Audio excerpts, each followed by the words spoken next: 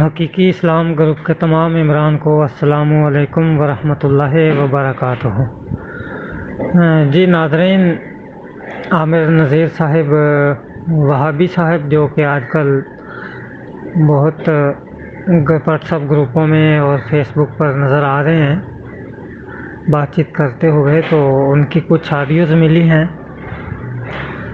جو بالکل قرآن کے خلاف اکثر دیکھا گیا ہے کہ عامر نذیر صاحب باتیں کر رہے ہیں، اور ابھی کچھ دن پہلے وہ بات چیت کر رہے تھے، تو آئیے سنتے ہیں کہ وہ کیا کہتے ہیں۔ بات ہو رہی تھی کہ معیار نبوت پر، کہ قرآن پاک میں اللہ تعالیٰ نے کوئی نبوت کا معیار بھی رکھا ہے یا نہیں۔ آئیے سنتے ہیں۔ جی ناظرین سنیے عامر نذیر صاحب کیا فرماتے ہیں۔ الطاف صاحب، آپ جو کہہ رہے ہیں نا کہ قرآن کریم نے کوئی معیار مقرر کیا ہے نبیوں کو پرکھنے کا، مقرر کرے گا جی کوئی بتائیے ان کا معیار سنیں وہ کیا کہتے ہیں قرآن پاک کے بارے میں۔ نبوت آیا تو اس پہ پرکھ لینا۔ ہمارے نزدیک تو پورے قرآن کریم میں 30 پاروں میں ہمیں کوئی معیار ایسا ملا نہیں جو اللہ تعالیٰ نے مدعیان نبوت کے لیے رکھا ہو کہ جو آیا اس کو اس پہ پرکھ لینا۔ جی ناظرین، یہ آپ نے عامر نذیر صاحب کی آواز سن لی ہے، تو ایک اور دوست کے ساتھ بھی یہ بات چیت کر رہے تھے، وہ بھی میں آپ کو سناتا ہوں۔ جی ناظرین، تو انہوں نے کچھ دن پہلے ہمارے ایک محترم ہیں جمیل صاحب، ان کو اپنے گروپ راہ نجات میں ایڈ کیا، تو ایڈ کرنے کے بعد جو یہ دعویٰ کرتے ہیں وہ سنیے۔ میرا دعویٰ ہے کہ سب انبیاء امی تھے۔ نبی علیہ الصلوۃ والسلام کے متعلق تو قرآن میں موجود ہے، اس کے لیے تو میرا خیال ہے دلیل پیش کرنے کی ضرورت ہی نہیں ہے۔ جی بالکل، ہم بھی یہی مانتے ہیں اور جماعت احمدیہ کا بھی یہی عقیدہ ہے کہ محمد مصطفیٰ صلی اللہ علیہ وآلہ وسلم کے لیے امی کا لفظ استعمال ہوا ہے، اس سے تو ہم انکار نہیں کرتے۔ آپ مانتے ہیں کہ وہ امی تھے؟ جی بالکل، ہم مانتے ہیں کہ محمد مصطفیٰ صلی اللہ علیہ وسلم جو ہیں وہ امی تھے۔ دیگر انبیاء بھی امی تھے؟ جی، تو آپ کہہ رہے ہیں کہ دیگر انبیاء بھی جو محمد مصطفیٰ صلی اللہ علیہ وآلہ وسلم کے سے پہلے آئے وہ بھی امی تھے، یہ آپ کا کہنا ہے۔ تو اس کی دلیل کیا ہے آپ کے پاس؟ وہ دلیل سنیے۔ جی ناظرین، تو عامر نذیر صاحب نے جو دعویٰ کیا ہے معیار کے بارے میں، نبوت کا معیار کیا ہے، وہ کنہوں نے بنایا ہے وہ سنیے۔ جی جمیل صاحب، قرآن کریم نے اس طرح کا کوئی معیار صراحت کے ساتھ پیش نہیں کیا۔ کون سا معیار؟ جو یہ اوپر آپ نے سنا کہ تمام انبیاء جو ہیں وہ امی تھے، اس کو خود ہی رد کر رہے ہیں۔ قرآن پاک میں اس طرح کا کوئی معیار نہیں ہے کہ سارے انبیاء امی تھے۔ تو یہ کن لوگوں نے اخذ کیا ہے، سنیے۔ کہ بھئی اگر کوئی مدعی نبوت تمہارے پاس آئے اور نبوت کا دعویٰ کرے تو تم اس کو اس معیار پر پرکھ لینا۔ لوگوں نے قرآن کریم سے جو انبیاء کے خصائص پڑھے ہیں، مطالعہ کی۔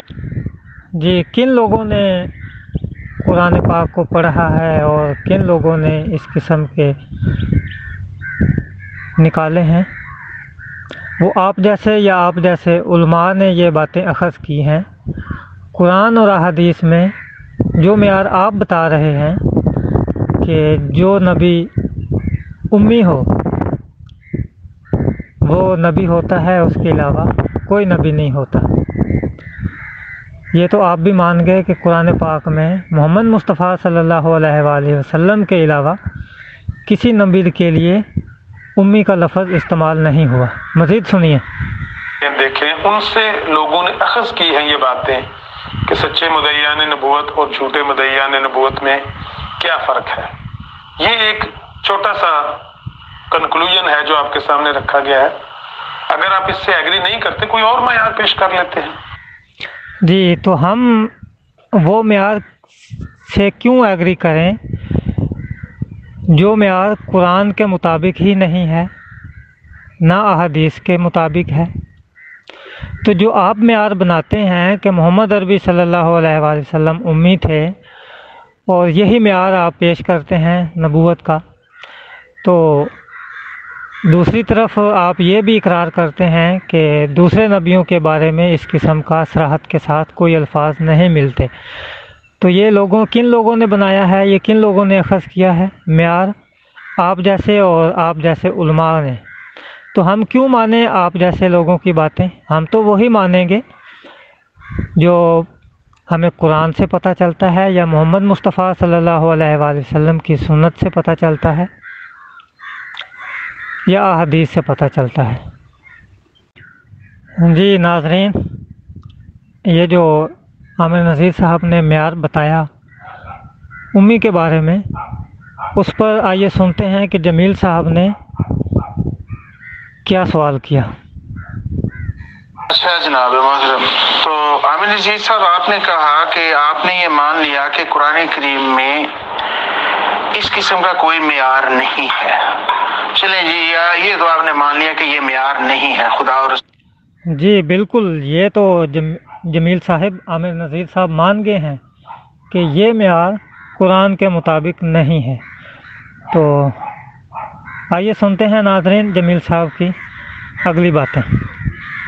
टूल का बनाया हुआ, ये किसने बनाया मेयार? ये इंसानों ने, आपने और आपके जैसे कई और लोगों ने अख़ज़ किया। क्या इसको हम रिजेक्ट भी कर सकते हैं? इसमें गलती का एहतमाल है कि इट इज़ एब्सोल्यूट, कि वाकई ऐसा ही होना चाहिए, क्योंकि कुछ लोगों का इस पे इज्मा है, कुछ लोगों ने मिलके कुरान करीम की आयत पढ़ने के बाद अपने फ़हम के मुताबिक ये नतीजा अख़ज़ किया कि जो नबी है वो उम्मी होना चाहिए, और उन्होंने ये भी अंदाज़ा लगाया कि 1,24,000 अंबिया कराम सब उम्मी थे, क्योंकि हमें तो 1,24,000 अंबिया कराम का पता ही नहीं ना था कौन कौन थे। कुरान करीम में तो 24-25 का जिक्र है, ठीक है। तो ये सारे अंदाजे के बेस के ऊपर है, इसका मतलब है। और जो अंदाजा जो है, जो इंसान का है, वो गलत भी हो सकता है। तो ये मेयार जो आप जिसके ऊपर अंबिया कराम को परखना चाहते हैं, क्या आप ये बताएंगे कि इसमें गलती का इम्कान है? अगर है तो कितने % है, ये बताइएगा। जी नाज़रीन, तो आगे सुनिए कि आमिर नज़ीर साहब क्या जवाब देते हैं कि इस मेयार नबूवत को माना भी जा सकता है या रिजेक्ट भी किया जा सकता है। आमिर नज़ीर साहब का अपना जो इसके बारे में एक वहम है, ख्याल है उनका, जो उनका अकीदा है, इसके बारे में वो क्या जवाब देते हैं। जी आमिर नज़ीर साहब का बयान सुनिए कि वो इस मेयार के बारे में खुद क्या फरमाते हैं। जी जमील साहब, इस बात पे इख्तलाफ किया जा सकता है कि इसको हम मायार नबूवत माने या ना माने, इस पर इख्तलाफ आप कर सकते हैं। जी बिल्कुल, जो आप कहते हैं या आपके उलमा या कुछ आप जैसे लोग कहते हैं, तो हम उसको हरगिज़ नहीं मान सकते। हम तो अल्हम्दुलिल्लाह मानते हैं, जमात अहमदिया तो मानती है जो कुरान और सुन्नत और अहादीस से हमें पता चलता है। यही तो हमारा एक मेयार है कि जो भी बात करें या जो भी फ़ैसला करें वो कुरान पाक, सुन्नत मोहम्मद मुस्तफ़ा सल्लल्लाहु अलैहि वसल्लम और अहादीस मोहम्मद मुस्तफ़ा सल्लल्लाहु अलैहि वसल्लम से होना चाहिए। तो आप वो मेयार क्यों पेश करते हैं कि जिसको आप खुद ही तोड़ देते हैं, जिस पर आप खुद भी मुतमिन नहीं हैं? मज़ीद सुने कि इसको मायार नबूवत माना जाए या ना माना जाए, लेकिन अगर आप ये कहें कि इस तरह की कोई जी नाज़रीन, तो आपने सुन लिया कि ये साहिब कहते हैं कि इस तरह की कोई दलील भी कुरान पाक में नहीं मिलती, ये सिर्फ़ और सिर्फ लोगों की घड़ी हुई बातें हैं। जी नाज़रीन, मज़ीद सुनिए आमिर नज़ीर साहब क्या कहते हैं। ये कहें कि इसको मायार नबूवत माना भी जा सकता है या नहीं माना जा सकता, इसमें आप इख्तिलाफ कर सकते हैं। मैं आपको बिल्कुल राइट देता हूँ, हर बंदे का हक है, वो कह सकता है भाई इसको मयार नबूवत माना ही नहीं जा सकता, कोई कह सकता है नहीं इसको मयार नबूवत माना जा सकता है। आप जी बिल्कुल आमिर नज़ीर साहब, हम भी तो यही कहते हैं कि म्यार वो होना चाहिए जिसको कोई भी रद्द ना कर सके, जिसको कोई दलील ना तोड़ सके। तो म्यार वो क्या है? वो कुरान पाक से अगर आप कोई दलील देंगे, जो म्यार कुरान पाक में हमें मिलता है, अगर तो वो आप म्यार चुनेंगे तो उसको तो कोई नहीं तोड़ सकता। जब आप खुद ही ऐसे बनाए लोगों का जो म्यार नबूवत है वो पेश करेंगे और पेश करने के बाद वो खुद ही तोड़ देंगे, तो दूसरे लोग जो हैं वो आपकी बात पर कैसे यकीन करेंगे? और हम आपकी बात को पहले क्यों रखें? हमारे लिए, जमात अहमदिया के लिए तो अल्लाह ताला के फजल से पहले कुरान है, फिर सुन्नत नबवी, फिर अहादीस मुबारका हैं। मज़ीद सुनिए। इसको मानते हैं या नहीं मानते हैं, आप अपना फैसला दे दें। जी बिल्कुल आमिर नज़ीर साहब, हम तो नहीं मानते।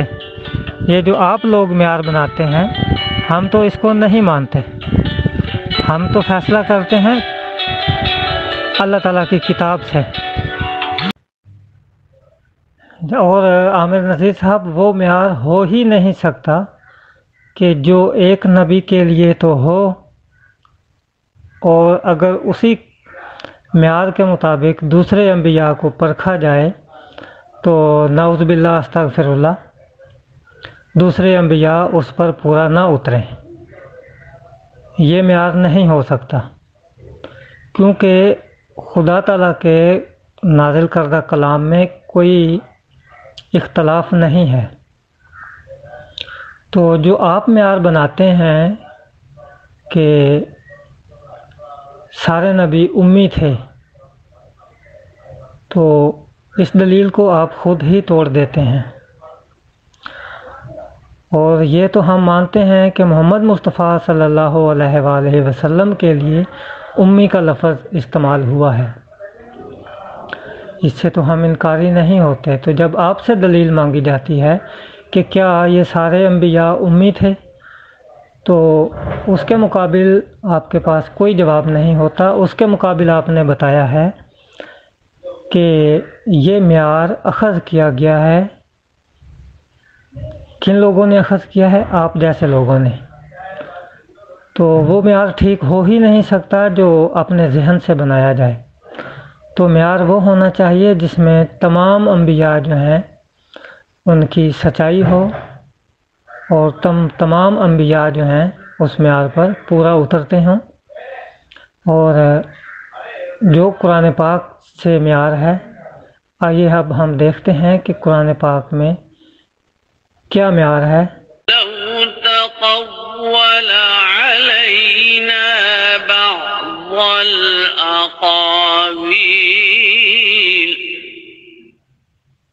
और अगर वो बात बातें झूठे तौर पर हमारी तरफ मंसूब कर देता, लअख़ज़ना मिन्हु बिल-यमीन, तो हम उसे जरूर दाहिने हाथ से पकड़ लेते। ثُمَّ لَقَطَعْنَا مِنْهُ الْوَتِينَ, फिर हम यकीनन उसकी रगे जान काट डालते। فَمَا مِنْكُمْ مِنْ أَحَدٍ عَنْهُ حَاجِزِينَ, फिर तुम में से कोई एक भी उससे हमें रोकने वाला ना होता। जी नाज़रीन, तो आपने अभी सूरत अल-हाक़ा की चंद आयात की तिलावत सुनी है। तो जैसा कि आप भी सब लोग जानते हैं कि अल्लाह ताला जो है वो बहुत हिकमत वाला है, कादिर है, रहमान है, रहीम है। तो अभी मज़ीद आइए इस पर तफसील से रोशनी डालते हैं और इसके बारे में क्या तफसीलात तफसीर मिलती है हमें। आइए देखते हैं। जी नाज़रीन, ये जो अभी आपने कुरान पाक की तिलावत सुनी है, तो तफसीर हक़ानी के अंदर इसी आयत की तफसीर करते हुए लिखा गया है कि अगर वो हम पर अपनी तरफ से कोई बात भी बनाता तो हम इसका दाहिना हाथ पकड़कर गर्दन मार देते। तो मज़ीद एक मंतकी तरीके से जो है वो एक और दलील पेश करते हैं, और उस आइए देखते हैं कि वो क्या है। वो है कि दुनियावी बादशाह, फ़रामीन और अहकाम शाही में जेल करने वाले या झूठे मुद्दई को बनज़र इंतज़ाम मुमलकत नहीं छोड़ते। तो अगर एक बंदा किसी अपने बादशाही के ऊपर, जो वज़ीर आज़म हो, बादशाह हो मुल्क का, उसके ऊपर बहतान बांधे और उसके ऊपर झूठे इल्ज़ाम लगाए, तो जब वो नहीं बख्श सकते उस इंसान को, तो फिर मज़ीद फरमाते हैं, तो फिर खुदावंद आलम नबूवत के बाब में झूठे मुद्दई को कब सलामत छोड़े और इसको सरसब्ज़ भी होने दे। तो ये कैसे मुमकिन है कि जो अल्लाह ताला पर झूठ बांधे तो उसको अल्लाह ताला कैसे सरसब्ज़ देगा, और अल्लाह ताला हरगिज़ ऐसे लोगों को नहीं छोड़ता। जी नाज़रीन, ये तफसीर सनाई जो कि हज़रत मौलाना सनाउल्लाह अमृतसरी साहिब की लिखी हुई है, और ये भी मोहम्मद मुस्तफ़ा सल्लल्लाहु अलैहि वसल्लम के बारे जो है वो दलील दे रहे हैं। और ये सनाउल्लाह अमृतसरी साहिब जो हैं, ये जमात अहमदिया के तो बहुत बड़े मुखालिफ थे, और आमिर नज़ीर साहब के रूहानी बाप भी हैं। ये ख़ुद इकरार करते हैं कि मैं सनाउल्लाह अमृतसरी को अपना रूहानी वालिद मानता हूँ।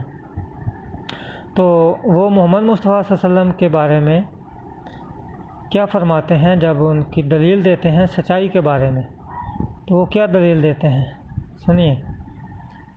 और इसी आयत की तफसीर मज़ीद करते हैं। वो कहते हैं कि और ऐसा होगा कि जो कोई मेरी बातों को, जिन्हें वो नबी मेरा नाम लेकर कहेगा, न सुनेगा, तो मैं इसका इससे हिसाब लूँगा। लेकिन वो नबी जो ऐसी गुस्ताखी करे कि कोई बात मेरे नाम से कहे जिसके कहने का मैंने हुक्म नहीं दिया, और माबूदों के नाम से कहे, तो वो नबी कत्ल किया जाएगा। और मज़ीद फरमाते हैं कि काज़िब मुद्दई की नबूवत की तरक्की नहीं होती, मतलब कि जो झूठा होता है, कज़ाब होता है, मुद्दई दावे नबूवत, उसकी तरक्की नहीं होती।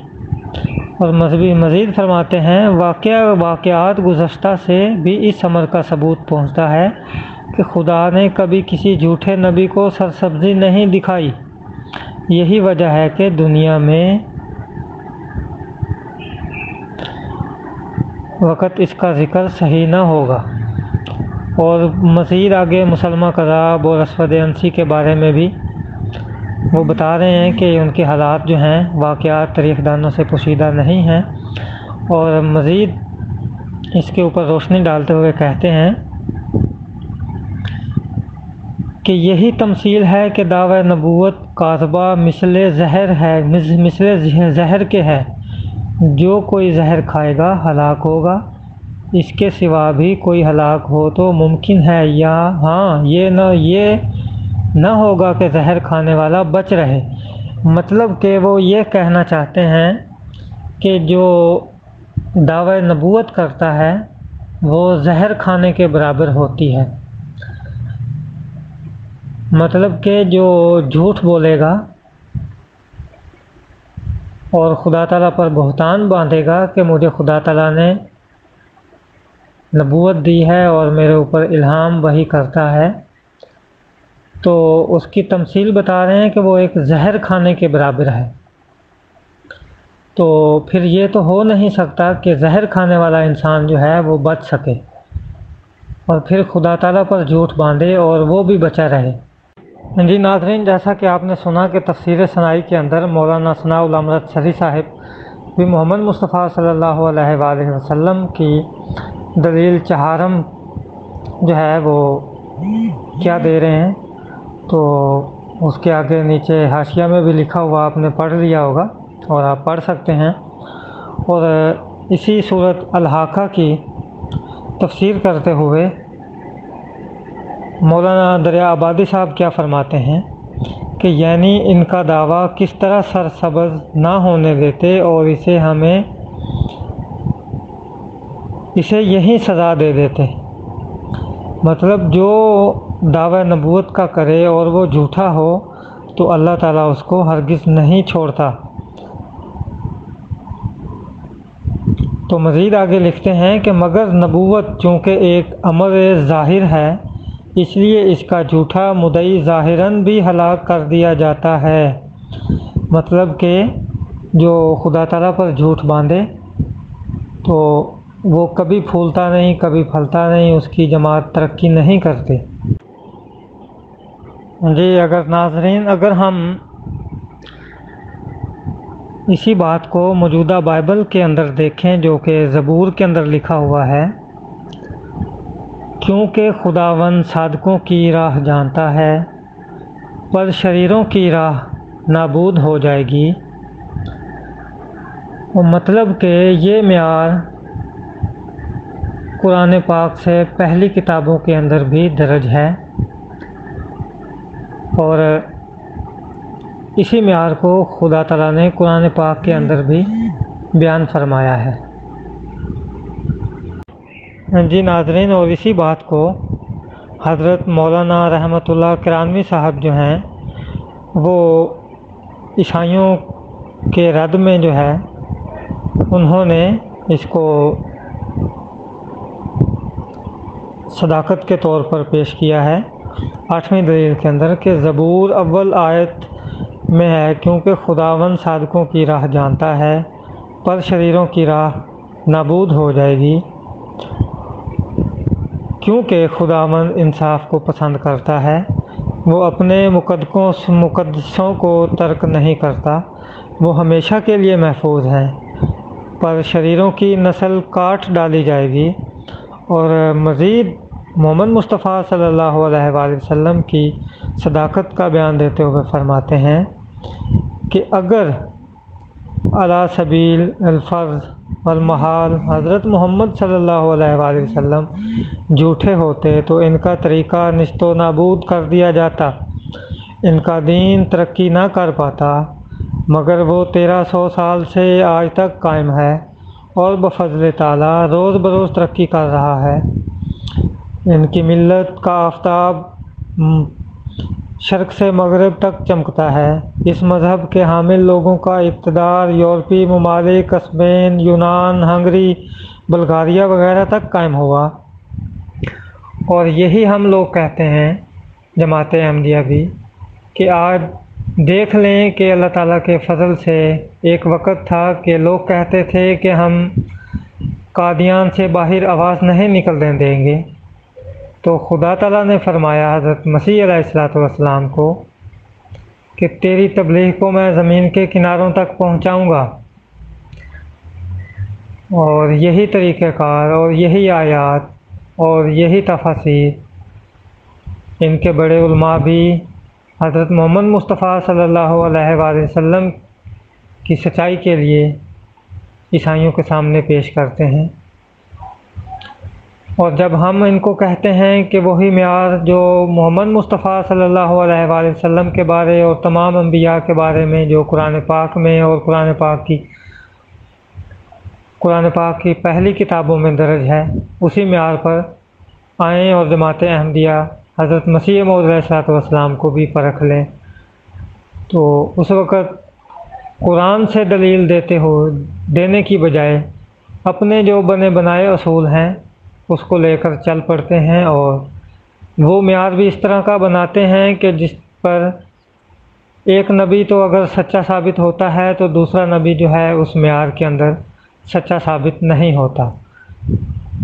تو لہٰذا ہم تو اسی وجہ سے کہتے ہیں کہ آئیں جو معیار قرآن پاک نے سب انبیاء کے لیے بیان کیا اسی پر حضرت مسیح موعود علیہ السلام کو بھی پرکھ لیتے ہیں۔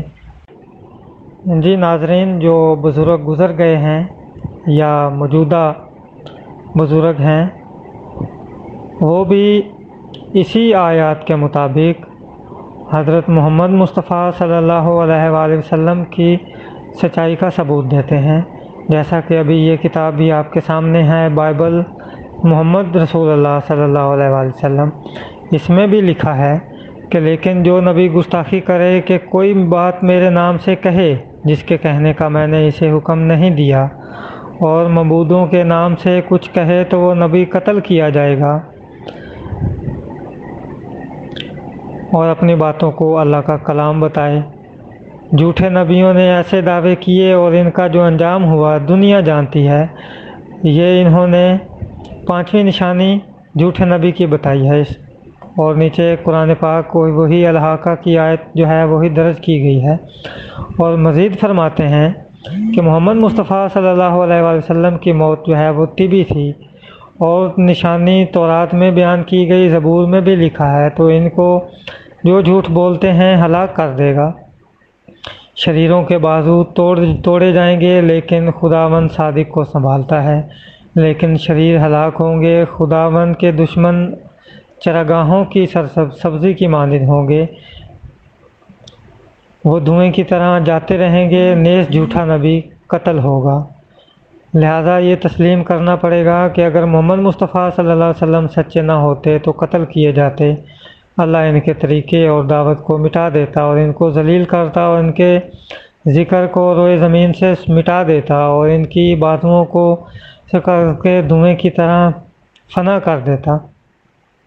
مگر ہم اب کیا دیکھتے ہیں کہ آپ کا دین دنیا کے کناروں تک جا پہنچا، اور یہی ہم بھی حضرت مسیح موعود علیہ السلام بانی جماعت کے بارے میں کہتے ہیں کہ اب آپ کے سامنے ہے کہ جو لوگ کہتے تھے کہ ہم قادیان سے آواز نہیں نکلنے دیں گے، تو خدا تعالیٰ نے فرمایا کہ میں تیری تبلیغ کو زمین کے کناروں تک پہنچاؤں گا،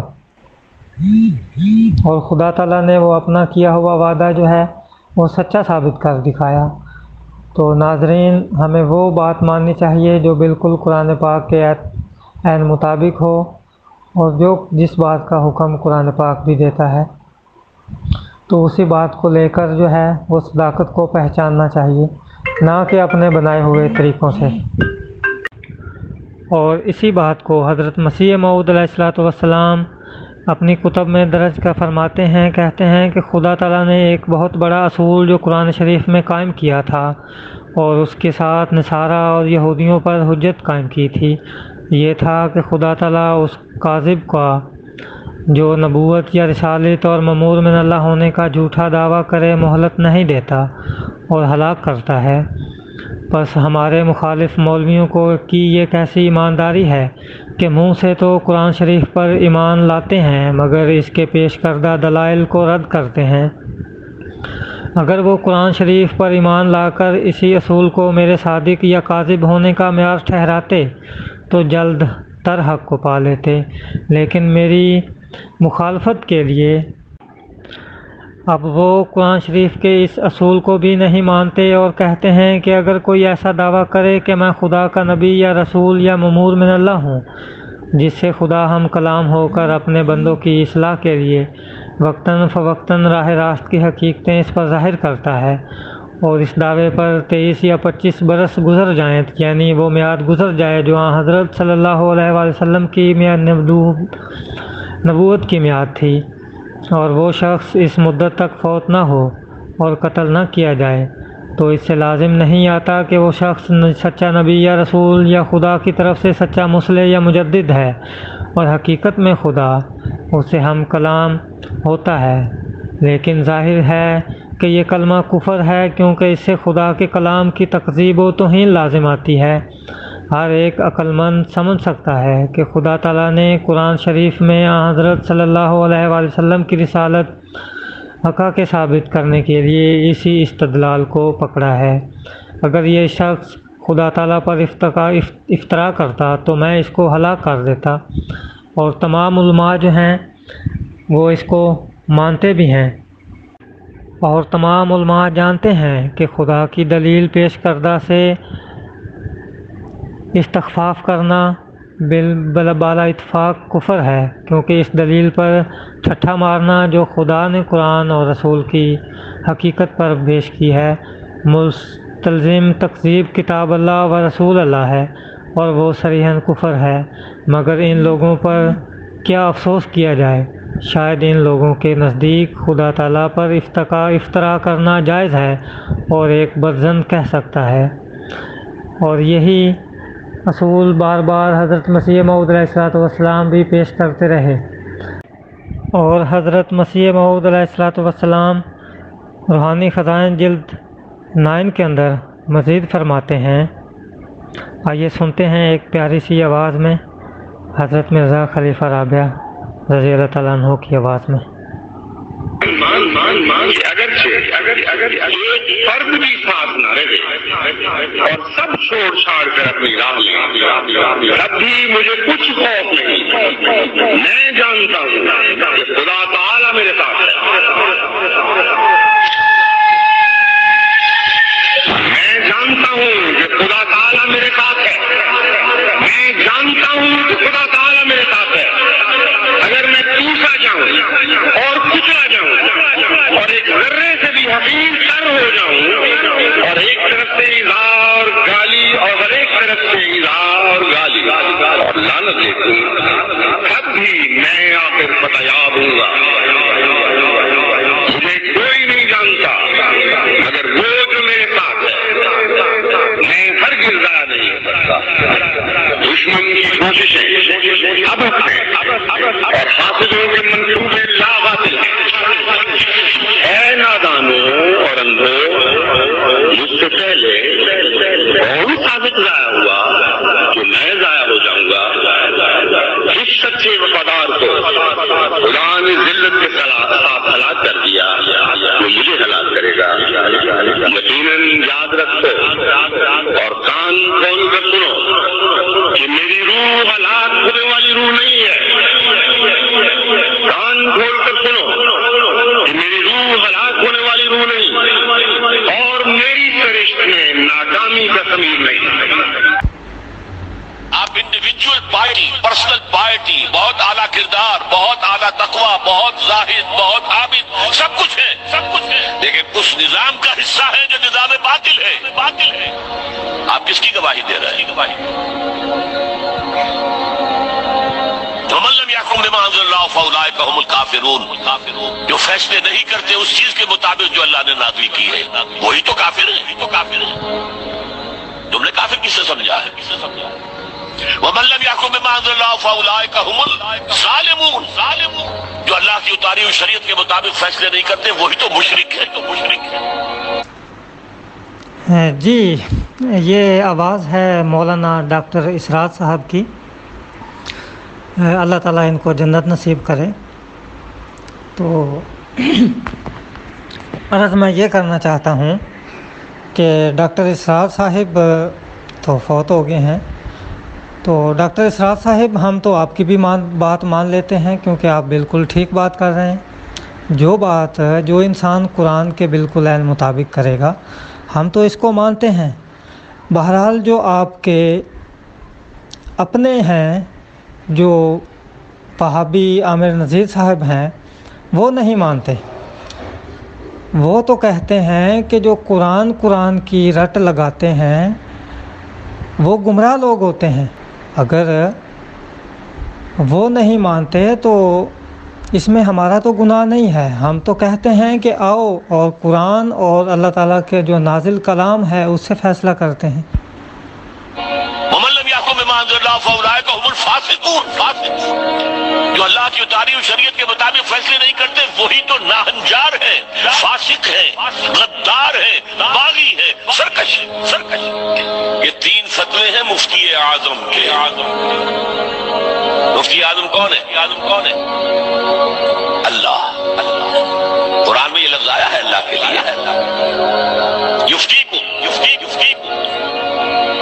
यस्तफ्तूनक, ए नबी ये आपसे फतवा मांग रहे हैं कलाला के बारे में। कुलिल्लाहु युफ्तीकुम, कह दीजिए अल्लाह फतवा देता है। लो जो मुफ्ती आदम कौन है? ये सारे दुनिया के मुफ्ती मिलकर भी अगर मुफ्ती बन जाए तो क्या अल्लाह के बराबर होंगे? और अल्लाह का फतवा ये है, जो अल्लाह की उतारी हुई शरीयत के मुताबिक फैसले नहीं करते वही तो काफिर है, वही तो जालिम है, वही तो मुशरिक है, वही तो फासिक है, वही तो सरकश है। जी बिल्कुल डॉक्टर इसरार साहब, हम तो अल्लाह के फजल से ये बातें मानते हैं, जैसा कि आपने फरमाया कि मुफ्ती आज़म जो कि अल्लाह ताला है, हम तो उसका फतवा मानते हैं। बहरहाल क्या करें, हम मजबूर हैं। आपके लोग जो हैं, आपके मसलक के लोग, आमिर नज़ीर साहिब या दीगर लोग जो हैं वो नहीं मानते, तो लिहाजा साबित यही हुआ कि वही फासिक हैं, वही मुशरिक हैं, वही झूठे हैं।